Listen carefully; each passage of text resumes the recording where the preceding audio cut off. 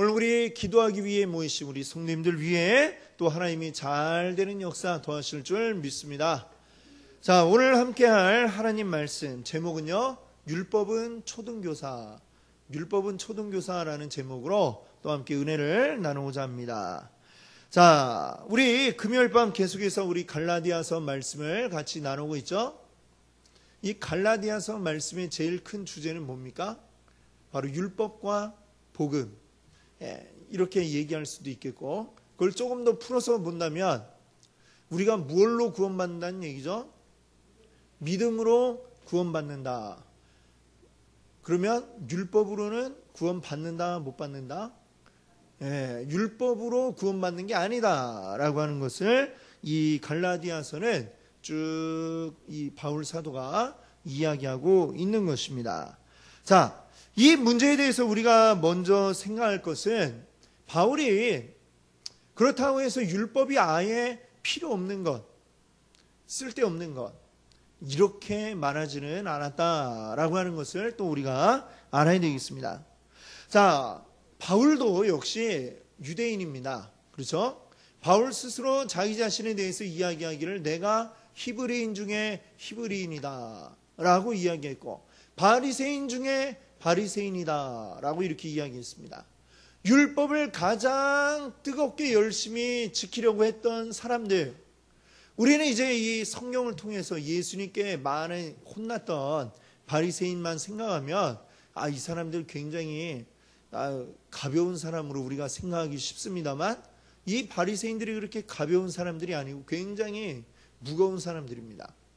열심히 정말 이 율법 지키려고 정말 피나게 노력했던 그런 사람들이면은 분명합니다. 자, 그들 가운데 한 사람이 바로 이 바울이었어요. 바울도 또 이스라엘의 최고 선생님 밑에서 공부했던, 이 율법을 공부했던 사람이기도 하고요. 그가 율법에 대해서 너무나도 잘 알고 있습니다. 근데 그 잘 알고 있는 이 바울이 이 율법이 구원받는 데 이르게 하는 게 아니다라고 이렇게 이야기를 했죠. 근데 그렇다고 해서 이 율법을 아예 싹 다 부정하는 게 아닙니다. 로마서 7장 12절 말씀에도 보니까요, 이렇게 말씀하고 있습니다. 이로보건대 율법은 거룩하고 계명도 거룩하고 의로우며 선하도다. 바울 역시 이 율법이 거룩하다, 이렇게 이야기하고 있는 것을 보게 됩니다. 자, 그러나 바울과 그러면 다른 이 율법주의자들과의 차이점이 뭐냐? 바울도 역시 율법이 거룩하다, 하나님 주신 거다, 이거 인정하고 있습니다. 그러면 다른 율법주의자들과 바울의 차이점이 뭐냐라고 할 때에, 자, 이 사람들은 이 율법에 대한 생각이 차이가 있는데요. 율법주의자들이 주장하는 율법이 해야 할 일하고 바울이 주장하는 율법이 해야 할 일하고 전혀 다르게 생각을 하고 있다, 이렇게 말할 수 있겠습니다. 율법주의자들은 모든 게 다 이 율법을 통해서 우리가 하나님 앞에로 나아가고 구원도 받을 수 있다, 이렇게 생각을 하는 거고, 바울은 아니다, 율법은 그 역할을 하는 게 아니다라고 이야기를 하고 있는 것이죠. 자, 그리고 하나님이 말씀하시고 가르치신 것들을 우리가 생각할 때에 이 모든 게 다 하나님의 말씀이고 신성하다라고 하는 것은 분명하죠. 분명하지만 그 기능에 있어서 모든 게 다 똑같이 우리가 생각을 해서는 안 된다, 이렇게 이야기할 수 있겠습니다. 예를 들어서 율법 가운데에 레위기에 보면은 이런 말씀이 있어요. 레위기 24장 20절에 눈에는 눈으로, 이에는 이로 갚을지니라, 이 말씀 너무나도 잘 우리가 알고 있는 말씀이고, 이것은 사실 성경에만 나오는 말도 아니고요, 여러 그 시대에 앞선 그 여러 문명들의 그 나오는 법전이나 이런 데 보면 이런 내용들이 들어가 있습니다. 제일 오래된 법전이라고 하는 함무라비 법전, 여기에도 보면 눈에는 눈, 이에는 이, 이런 이야기가 나오는 거죠. 자, 이 말씀을 근데 오늘날의 우리 기준으로 생각해 보면요, 사실 굉장히 이게 잔인한 법이 아닐 수 없습니다. 사람이 어떤 동기에 의해서든지 일부러 그랬든 아니면 실수로 그랬든 간에 만약에 누구의 눈을 잘못해서 쳐서 이제 못 보게 만들었다라고 한다면 나는 어떻게 되느냐? 나도 똑같이 그 사람이 한쪽 눈, 오른쪽 눈을 못 보면 내 눈도 오른쪽이 못 보도록 멀도록 만들어야만 하는 것입니다. 만약에 내가 누군가 잘못 사고에 의해서 이렇게 방망이를 휘두르는데 누군가 탁 와갖고 얼굴을 맞았는데 이가 부러졌다. 그럼 또 어떻게 해야 될까요? 나도 이가 그 사람만큼 부러지지 않으면 이게 해결이 안 되도록 되는 것이죠. 이게 바로 눈에는 눈, 이에는 이라고 하는 바로 그러한 법이 어떤 것입니다. 자, 정말 이대로 그대로 이루어진다면 오늘날 그렇게 된다라고 한다면 어떻게 될까요? 굉장히 무서운 일이 아닐 수 없습니다. 웬만한 사람들은 다 그냥 거의 불구자가 되어서 장애를 가지고 이렇게 다닐 수밖에 없을 것 같아요. 자, 지금의 기준으로 보면 굉장히 이것은 잔인하다, 끔찍하다 이렇게 생각할 수 있겠죠. 자, 근데 레위기 이 율법을 하나님이 주시던 그 시절로 우리가 생각을 해보면은 이것이요 잔인한 법이 아니고 굉장히 은혜로운 법이 된다라고 하는 것입니다. 왜냐하면 이 시대에는 이런 법 자체가 없던 시절이죠. 법보다는 뭐가 더 가까워요? 주먹이 더 가까운 바로 그러한 시대였습니다. 눈을 누군가 잘못해서 다치게 되었다. 내가 힘도 있고 그렇다라고 한다면 어떻게 될까요? 그 사람에게 당장 복수를 하죠. 복수하는데 눈 한쪽만 다치게 만드는 게 아니고요. 아예 그냥 아주 그냥 거의 반 죽여버리는 이런 일들이 생기는 겁니다.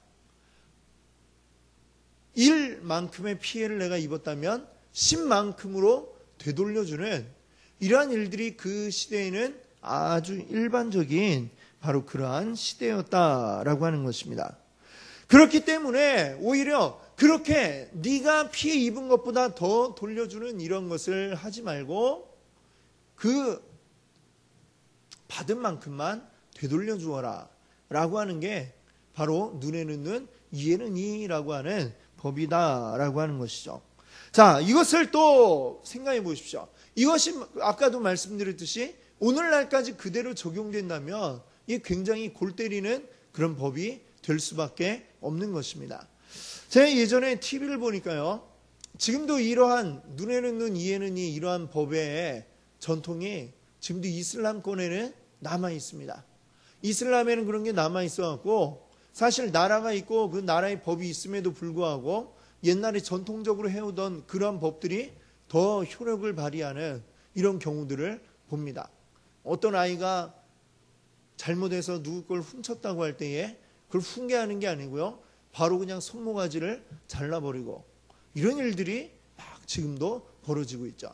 TV에서 보니까 또 어떤 일이 있냐면요. 어떤 아이가 태어났는데 태어난 후로 벌써 10살, 10대가 되었는데 집 밖으로 한 번도 나가본 적이 없다는 겁니다. 왜 그러느냐? 그 이유를 보니까 그 아이의 집과 또 다른 어떤 그 집안과의 싸움이 있었는데 이제 그쪽 남자가 죽게 된 거예요. 그러니까 그쪽에서는 또 이 집의 남자에게 이제 복수를 하는 겁니다. 우리 남자가 죽었으니까 너희 집의 남자도 죽어야 된다. 그래서 살인을 저지른 거죠. 그러니까 이쪽에선 또 우리 사람이 죽었으니까 또 가서 똑같이 복수를 하는 거죠. 그러니까 어떻게 됩니까? 계속해서 이 피해 복수가 있게 되고 이 아이는 집 밖으로만 나가면 언제 그쪽 집 사람들에게 당할지 알 수가 없는 겁니다. 그래서 이 아이는 태어나서 한 번도 집 밖에 나가본 적이 없는 지금 그런 일들이 벌어지고 있는 것이죠. 자, 사실 하나님이 원하시는 것은 그러니까 뭡니까? 그 시대의 율법을 딱 주셨을 때 눈에는 눈, 이에는 이라고 하셨지만 하나님이 원하시는 것은 뭐예요? 사랑이죠, 사랑. 네가 받은 그거보다 더 되돌려주는 이 사람들을 보면서 사랑으로 받은 만큼만 되돌려 주어라 라고 하는 것이고 그것이 뒤에 가서는 예수님 산상설교에서는 뭐라고 하십니까? 오른뺨을 맞았으면 왼뺨도 돌려대어라 라고 이렇게 예수님 말씀하시는 거 아닙니까? 한 대 맞았으면 나도 한 대 때려주는 게 옛날 법인데, 그게 진리인 줄 알고 유대인들은 아주 그냥 목을 메고 있는데, 사실은 그 말씀을 주셨을 때 그 의미가 뭐냐, 받은 대로 되갚아줘라 이 얘기가 아니라 사랑으로 용서해줘라 라고 하는 게 그 하나님의 진정한 그 마음의 의미였다라고 하는 것이죠. 근데 왜 하나님은 그때에 눈에는 눈, 이에는 이라고 주셨느냐? 그 시대 사람들의 눈높이에 맞춰서, 그 시대에 지금 막 한 대 맞고서 막 사람 죽이고 이런 시대에, 그 시대에 뺨을 한 대 맞으면 그 반대를 돌려대라 이렇게 얘기하면 그게 먹힐 수가 없는 거 아닙니까? 그렇기 때문에 그나마 거기에서 조금 기준을 완화해서 이 정도까지 낮춰봐라 라고 하는 게 이제 하나님의 그 말씀이었다라고 하는 거죠. 그렇다면 이 구약 시대에 주어졌던 그 많은 율법들의 의미가 시대가 흘러도 그대로 그 말 그대로 똑같이 영원 불변의 진리로 그렇게 이제 적용이 되는 것이 아니고, 하나님이 그 말씀을 주셨을 때 그 말씀을 주신 의미가 뭐냐, 이거를 따져서 사람들이 바뀌어져야 하는 게 그게 바로 우선하다 이렇게 이야기할 수가 있겠죠. 자, 바로 그것을 이제 이야기하고 있는 것입니다. 자, 우리가 하나님 말씀을 적용함에 있어서 문자 그대로가 아닌 그 의미들을 가지고 하나님이 이 말씀을 주신 뜻이 무엇인가, 이 말씀을 통해 우리에게 목적하신 게 뭔가, 이런 것들을 생각해 봐야 하는 바로 이유인 것입니다. 그래서 예수님께서는 그 산상설교에서 7가지 그 율법의 대표적인 것들을 가지고 말씀을 하셨습니다. 살인, 간음, 또 이혼, 맹세, 복수, 뭐 이런 것들에 대해서 하나님 이 말씀을 주셨을 때, 이 율법을 주셨을 때에 그 율법을 주실 수밖에 없었던 하나님의 마음이 무엇이었는가, 이런 것들을 예수님이 산상설교를 통해 우리에게 알려주셨습니다. 자, 그러면 하나님이 주신 율법이 이 시대가 지남에 따라 바뀌기라도 하는 것처럼 보이잖아요. 그렇죠? 예, 구약 때 얘기한 거하고 이 신약 때 또 말씀이 다른데, 그것이 이제 바로 이제 우리의 수준 때문이다라는 것을 이제 말씀드렸습니다. 자, 이혼에 관한 것도 그래요.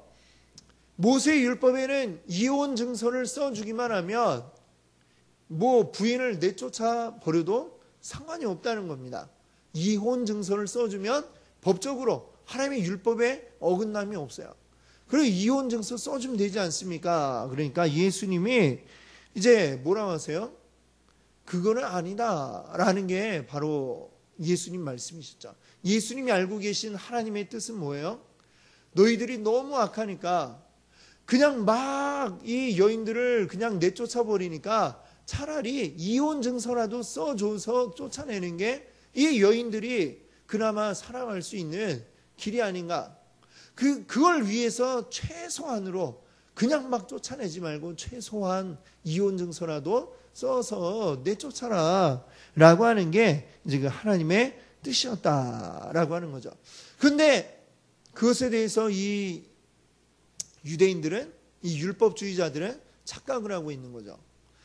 봐라, 율법에 이렇게 돼 있지 않습니까? 이혼 증서만 쓰면 이혼해도 되지 않습니까? 하면서 그냥 마음에 안 들면 이혼 증서 막 쓰고 내쫓아 버리고 이런 일들이 생겼으니 이게 얼마나 크게 하나님의 말씀을 착각하고 있는 것이냐라고 하는 거죠. 자, 이 율법주의자들이 율법에 대해서 잘못 생각하고 있었다라고 한다면, 자, 바울은 이제 이 율법을 뭐라고 생각하고 있을까요? 지금 24절에 보시면 바울이 율법을 뭐라고 이야기를 하고 있죠? 24절에서 율법은 우리를 그리스도께로 인도하는 뭐라고요? 초등교사라고 그래요. 초등교사 그러니까 이게 뭡니까? 초등학교 교사인가요? 아니면 뭐 초등학생을 대상으로 한 빨간 펜 선생님, 뭐 학습지 선생님 이런 분들이 초등교사인가요? 예. 여기서 얘기하는 초등교사 뭐냐? 사실 이 이전에 지금 우리가 개역 개정판인데 그 이전에 우리가 보았던 개역 한글판 여기에는 이 뭐라고 되어 있습니까? 이게 초등교사 아니고 몽학선생이라고 되어 있는데 사실 뭐 초등교사나 몽학선생이나 뭐 하는 사람인지 불명확하기는 마찬가지인 것 같아요. 그렇죠? 왜냐하면 우리나라에는 이런 게 없었기 때문에 우리가 이걸 설명할 단어가 없으니까 그냥 이런 정도로밖에 표현이 안 되는 거죠. 자, 이 말이 쓰인 그 헬라어 원어는 뭐냐면요. 파이다고고스라고 하는 단어가 사용이 되고 있습니다. 자, 이 말을 파이다고고스라고 하는 이 말을 쓰는 의도를 분명하게 알기 위해서 우리가 그 앞에 22절도 한번 23절이죠. 23절을 우리가 봐야 되는데 자, 23절에 뭐라고 되어 있습니까? 같이 읽어볼까요? 믿음이 오기 전에 우리는 율법 아래에 매인바 되고 갇혔느니라. 아멘. 자, 믿음이 오기 전에 우리는 율법 아래 어떻게 됐다고 그래요? 매인바 되었다. 그리고 또 그 계시될 믿음의 때까지 어떻게 되어 있다고 그래요? 갇혔다.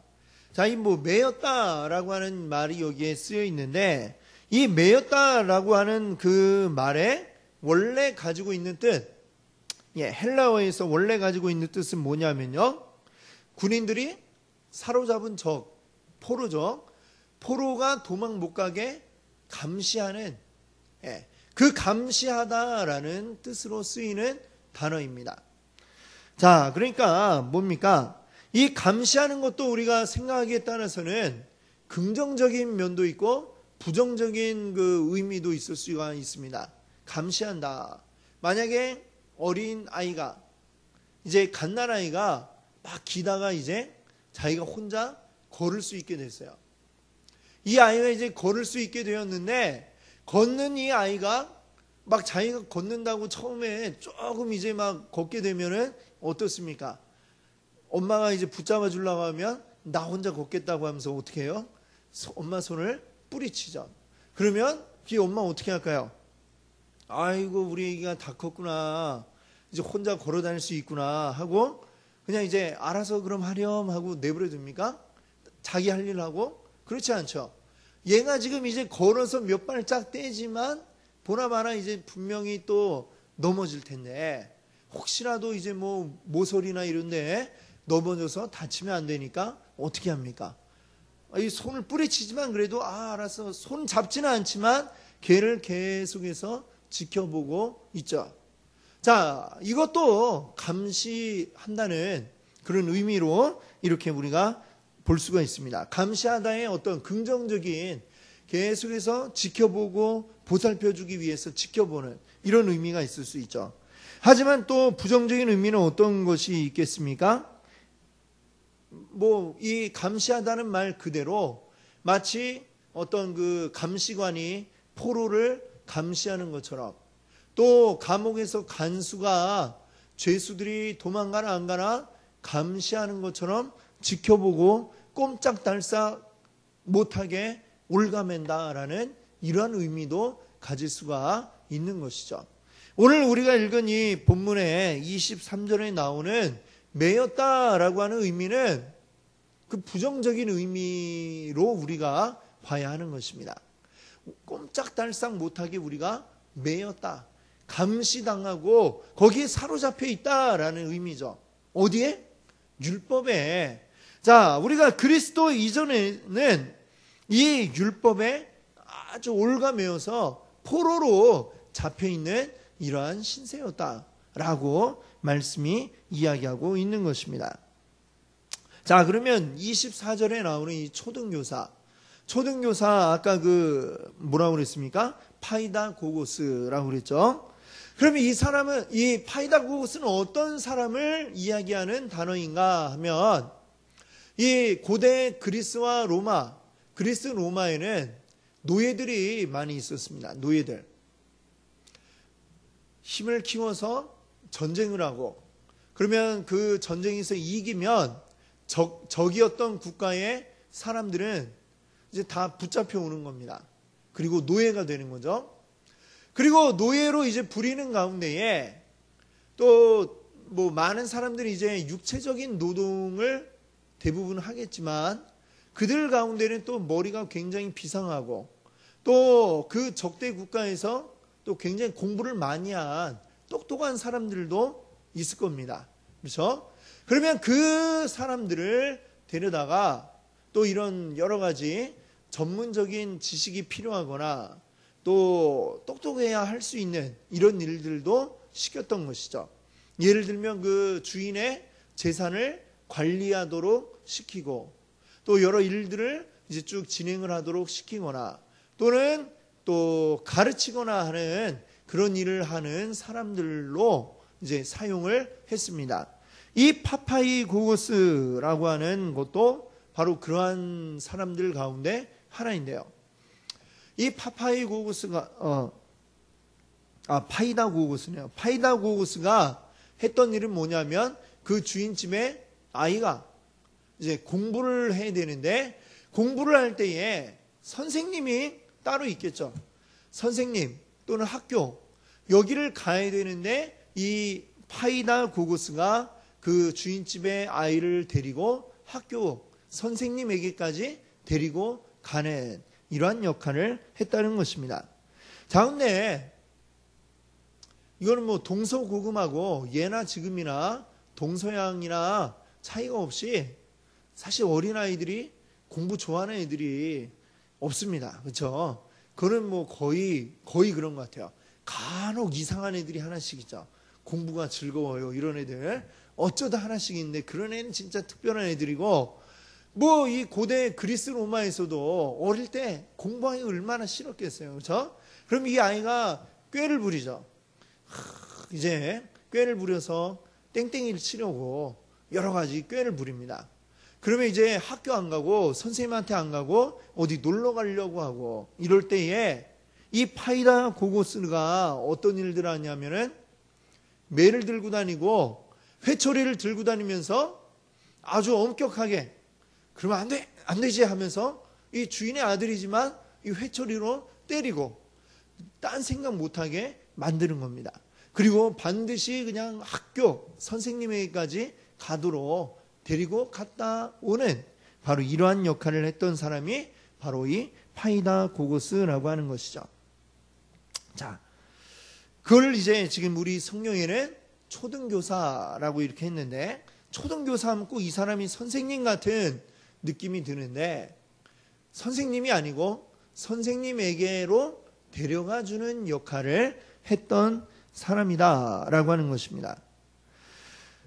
마치 그 앞에 23절이 이야기하는 것처럼 꼼짝달싹 못하게 해갖고 반드시 갈 수밖에 없도록 학교에 갈 수밖에 없도록 만드는 굉장히 억압적인 분위기를 만들어서라도 학교에 가도록 선생님께 가도록 하는 역할이 바로 이 파이다고고스였다라고 하는 것이죠.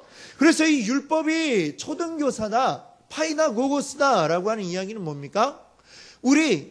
우리가 가야 할 길을 반드시 갈 수밖에 없도록 우리를 어떻게 보면 상당히 억압적이게 좀 굉장히 우리가 주눅들도록 만들어서 끌고 가는 역할이 바로 이 율법의 역할이다라고 하는 겁니다. 그래서 마침내 어디로 가게 만드는 거죠? 우리의 선생님, 바로 우리의 구원, 복음으로 우리를 이끌어가는 게 바로 율법의 역할이다라고 하는 겁니다. 그러니까 지금 바울의 얘기는 무슨 얘기입니까? 율법 자체가 선생님, 우리가 구원하게 되는 그러한 역할이 아니다라고 하는 것이죠. 선생님이 아니고 선생님께로 데려가는 초등교사 파이다고고스의 역할입니다. 이 율법이 필요 없는 건 아니지만 율법이 선생님은 아니다라고 하는 게 바로 이 바울의 이야기인 것입니다. 자, 한번 생각을 해보십시오. 자, 초등교사 이 파이다고고스가 언제까지 우리에게 필요할까요? 어린아이에게 필요한 것이지 이 아이가 초등학교 졸업하고 중학교 졸업하고 고등학교 졸업하고 대학까지 갔는데 대학까지 가서도 파이다고스가 이 초등교사가 따라 붙으면 되겠습니까? 안 되겠습니까? 안 되죠. 당연히 초등학교 졸업할 무렵이면 이제 이 초등교사하고는 안녕을 해야죠. 그렇죠? 근데 중학교 가서도 안 돼. 고등학교 가서도 안 돼. 계속 따라오고 심지어 대학까지 가갖고 쫓아다니면서 오늘 1교시 수업이 있으니까 빨리 일어나십시오. 빨리 가야 됩니다. 막 하면서 막 회초리 들고 막 때리면은 그게 뭡니까? 우리가 생각해도 너무나도 웃기는 그런 모습 아닙니까? 자, 그렇습니다. 우리에게도 역시 마찬가지로 우리가 어느 정도까지는 율법이 필요하지만 그 율법으로 우리가 구원함까지 가는 것은 아니다라고 하는 것입니다. 율법이 우리가 그 구원으로 가는 길에 우리로 하여금 깨닫게 해주는 것이 있죠. 뭡니까? 율법이 하는 일은 바로 우리가 죄인임을 깨닫게 하는 것입니다.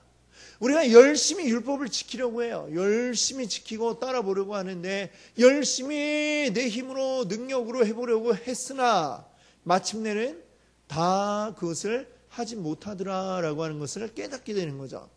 율법 열심히 지켰는데 남는 것은 나는 이 정도밖에 안 되는 놈인가? 이 생각밖에 남지를 않는 겁니다. 자꾸만 율법을 어기게 되고 자꾸만 하나님 앞에 죄짓게 되는 거죠. 그때에 우리가 깨닫게 되는 게 내 힘으로 구원받는 게 아니구나. 내가 열심히 한다고 해서 구원받는 게 아니구나 라고 하는 것을 우리가 알게 되는 것입니다. 우리가 계속해서 초등교사 이 율법에 얽매인다고 하는 것은 마치 뭐와 같으냐? 형기를 이제 딱 다 마친 죄수가 교도소에서 딱 나왔잖아요. 자유다 했는데 금방 나가갖고 다시 감옥으로 들어가는 겁니다. 간혹 뉴스 보면 그런 사람들 있잖아요. 오랫동안 감옥에 있어갖고 사회에 나왔더니 도대체 할 일도 없고 여기 적응도 안 되고 다시 감옥으로 가야 되겠다 해갖고 일부러 잡히려고 죄짓고 자수하는 이런 사람들도 뉴스에서 아마 들어보셨을 겁니다. 마치 그거와 똑같다는 거죠. 복음으로 구원함을 받았네 다시 율법으로 돌아가는 거는 이제 모든 형량을 다 마치고 나는 자유요 하고 나와놓고서 다시금 나를 가둬주세요 하고 들어가는 것과 다를 바가 없다라고 이렇게 오늘 말씀이 이야기하고 있는 것입니다. 그렇습니다. 오늘 우리가 기억해야 되겠습니다. 율법은 우리를 복음으로 인도해 줍니다. 율법이 필요 없고 쓸데없는 것이 아닙니다. 율법도 하나님이 우리에게 주신 것이에요. 그러나 그 율법의 목적은 우리를 구원으로 이끄는 것이 구원받게 만들어주는 게 목적이 아니라는 것이죠. 구원으로 가는 길로 우리를 이끌어주는 역할, 그게 율법이라고 하는 것입니다. 율법은 인도하는 역할입니다. 율법이 없으면 우리가 죄인됨을 알 방법이 없습니다. 율법이 있기 때문에 우리가 죄인이라는 것을 알 수가 있습니다. 율법 없는 사람들이 세상 가운데 이런 얘기도 하잖아요. 법 없어도 살 사람이다. 이렇게 이야기하는데 그 말이 맞을까요? 틀릴까요? 그 사람 착한 사람이라는 것은 맞을지 몰라요. 하지만 법 없어도 살 사람이다? 그런 사람은 이 세상에 없습니다. 이 성경이 이야기하고 있잖아요. 의인은 없나니 하나도 없다. 이 말씀하고 있습니다. 아무리 남들 보기엔 착한 사람이라 할지라도 그도 역시 죄인이라고 하는 것입니다. 이 세상에 죄 없는 자는 아무도 없다는 것이죠. 우리가 율법이 있기 때문에 그것을 깨달을 수가 있는 것입니다. 자, 그러면 깨닫고 나면 깨달은 후에는 어떻게 해야 될까요? 난 안 되는구나. 난 안 돼. 포기합니까? 포기가 아니라 우리가 이제는 내 힘으로 되지 않는구나. 내 힘이 아니라 하나님을 바라봐야 하는 것이죠. 하나님의 능력, 십자가, 예수 그리스도의 보혈의 능력으로 우리가 구원받는다는 사실을 우리가 기억해야 하는 것입니다. 예수 그리스도의 보혈만이 우리를 깨끗게 하시고 우리를 구원으로 인도하시는 줄 믿습니다. 이렇게 율법이라고 하는 초등교사 파이다 고우스를 통해 우리는 그리스도의 십자가로 그리고 복음으로 나아가게 되는 줄 믿습니다. 아멘. 오늘 우리 예수 그리스도의 그 십자가 복음 앞에 온전히 서 있기를 원합니다. 그 앞에 서 있지 않으면 우리는 구원받을 수가 없습니다. 주님의 십자가가 아니고는 우리를 구원하고 우리를 하나님 나라로 마침내 이끌 것은 이 세상에 아무것도 없다는 것을 여러분들 기억하시기 바랍니다. 오늘도 우리 함께 기도하며 온전히 이 복음으로 승리하시는 우리 귀한 성도님들 되시기를 바랍니다. 아멘.